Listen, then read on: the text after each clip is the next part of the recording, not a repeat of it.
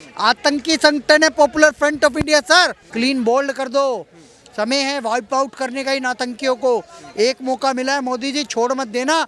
जितनी ताकत लगा सकते हो लगा दो, लेकिन भारत के विरुद्ध साजिश करने वाले पीएफआई को, भारत के विरुद्ध, भारत को ख़त्म करके, हिंदुओं को समाप्त करके इस्लामिक राष्ट्र बनाने का सपना देखने वाले आतंकियों को आप समाप्त कर दो। दिल्ली दंगे इन्होंने कराए, शाहीन बाग इन्होंने कराया, करौली इन्होंने कराया, जोधपुर इन्होंने कराया, केरल में आए दिन स्वयं सेवकों को ये मारते हैं, बीजेपी कार्यकर्ताओं की ये हत्या करते हैं। आपकी टीम गई 11 राज्यों में गई, केरल में गई, पुडुचेरी में गई, महाराष्ट्र में गई, कर्नाटक में गई हैं, दिल्ली में इनका अध्यक्ष पकड़ा गया पीएफआई का, दिल्ली शाहीन बाग में इनके ऑफिस पे ताला लगा, तेलंगाना में ताला लगा, महाराष्ट्र में रेड पड़ी, 106 आतंकी पकड़े गए हैं।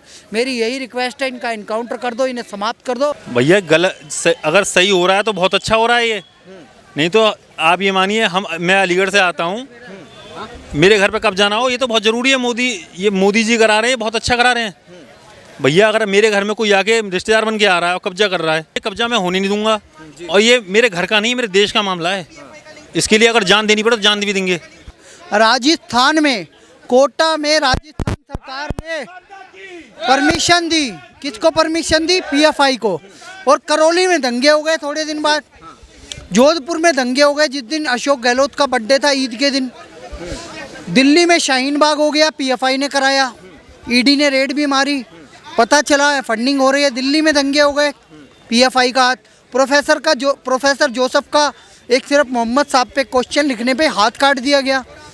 और 26/11/2008 को जब मुंबई आतंकी हमला होता है, उसी डेट को पीएफआई दिल्ली के रामलीला मैदान में 2011 में अपना अधिवेशन करता है सोशल जस्टिस के लिए। और वहाँ मुलायम सिंह यादव और बड़े बड़े नेता पहुँचते हैं, क्योंकि वो बड़ा संगठन है। उस समय के गृह मंत्री थे चिदम्बरम और सलमान खुर्शीद। हम लोगों ने प्रोटेस्ट किया, हमें 3 रात 2 दिन तिहाड़ जेल में कटवा दिए, क्योंकि हम उनका विरोध कर रहे थे। इतनी ताकत थी सर उनकी। और आज तो 2022 है, मोदी सरकार अब कार्रवाई कर रही है। उन्होंने अपनी कितनी जड़ें जमा ली होंगी। मैं आपके चैनल के माध्यम से कहता हूँ दीपक जी, ये आतंकी संगठन कोई मामूली संगठन नहीं है, विदेशों से तार जुड़े हुए हैं। पहली बार आतंकवाद के विरुद्ध एनआईए और ईडी की इतनी बड़ी रेड पड़ी है, जिसमें 106 आतंकी पकड़े गए। मैं उन्हें आतंकी ही कहूँगा, क्योंकि वह देश को अनरेस्ट पहुँचाना चाहते हैं। पटना में जब उनका एक शिविर चल रहा होता है, वहाँ पे एक रिटायर्ड पुलिस ऑफिसर ट्रेनिंग दे रहा होता है। पटना पुलिस का एक अधिकारी एक पेपर पकड़ता है 7 पन्नों का, उसमें स्पष्ट लिखा हुआ है कि अपर कास्ट हिंदुओं को अलग कर देंगे और इन दोनों में बंटवारा करके जय भीम नारा लगा के हम भारत में गृह युद्ध छेड़ देंगे। इनकी पूरी योजना बन गई थी 2047 तक भारत को इस्लामिक राष्ट्र बनाने की, अफगानिस्तान, इराक और पाकिस्तान की तरह। आप चाहते हो कत्लो गैरत हो, ये ऐसा करने का प्लान कर चुके थे सर। मोदी सरकार के कान में जूं नहीं रेंग रही थी, लेकिन अब जाके जब वो पेपर प्राप्त हुआ, 3 महीने तक वेट किया, सारी एजेंसियों ने ट्रैप किया, इनके फोन कॉल रिकॉर्ड किए गए, इनके नक्शे पकड़े गए हैं सर। केरल में जो आज ये बंद बुला रहे हैं, उस पर केरल हाई कोर्ट ने सुओ मोटो भी लिया है कि आप बिना परमिशन के केरल बंद नहीं बुला सकते, सुओ मोटो लिया है। आतंकी संगठन है popular front of India sir.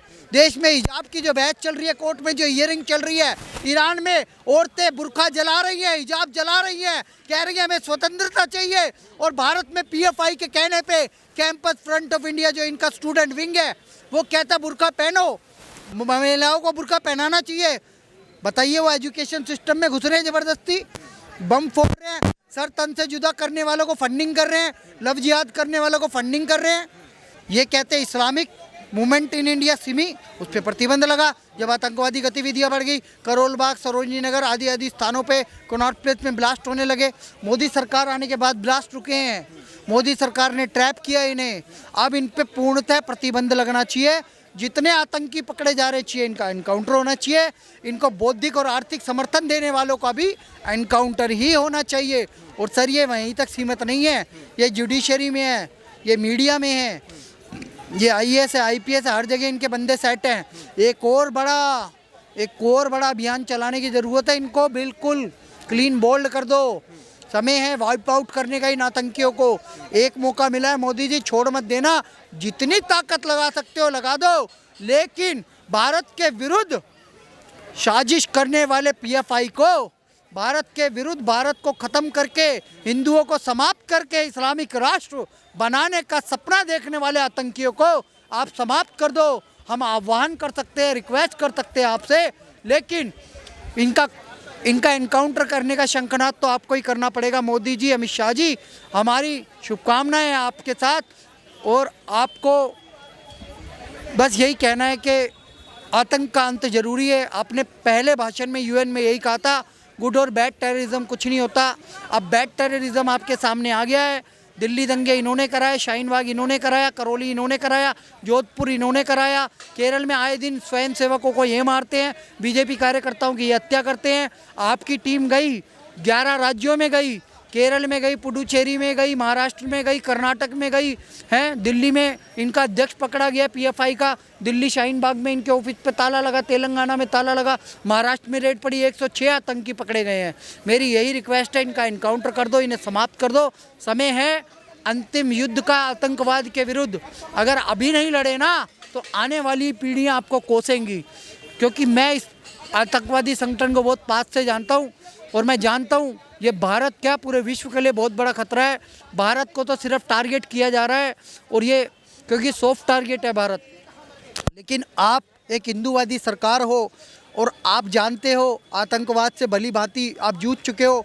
56 लोग मारे जा चुके हैं। आपके सीरियल ब्लास्ट हुए थे गुजरात में, या वहाँ के मुख्यमंत्री थे, उनकी भी केस ये लड़ रहे हैं जमीयत उलेमाए हिंद वाले। 38 जो आतंकवादियों को फांसी की सज़ा हुई है सर, इन सब का एक बहुत बड़ा नेटवर्क है। आज उस नेटवर्क को बस्ट करने की ज़रूरत है। ISIS, खुरासान, इतने आतंकवादी संगठन हैं। एक बैन करोगे फिर एक और आ जाएगा, एक बैन करोगे फिर एक आ जाएगा। आतंकवाद के विरुद्ध ऐसी कार्रवाई करो कि कोई आतंकवादी फन्ना फैला सके और पूरी दुनिया आपको आदर्श मांग के इस इस्लामिक रेडिकल इस्लामिक आतंकवाद के विरुद्ध आपके इस मुहिम में समर्थन करे, न अन्यथा इस अस्तित्व समाप्त होने की ओर है। आप इन्हें समाप्त कर दीजिए, नहीं तो अस्तित्व समाप्त होने की तैयारी कीजिए।